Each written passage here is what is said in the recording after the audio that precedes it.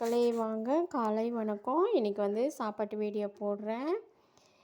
Please எனக்காக like பண்ணுங்கள், share பண்ணுங்கள், கமெண்ட் பண்ணுங்கள். வாங்க என்ன சாப்பாடுன்னு பார்க்கலாம். வெஜ்ஜு பிரியாணி செஞ்சேங்க இன்றைக்கி, சோயா பீன்ஸ் போட்டு. பாருங்கள், சூப்பராக இருக்கும்.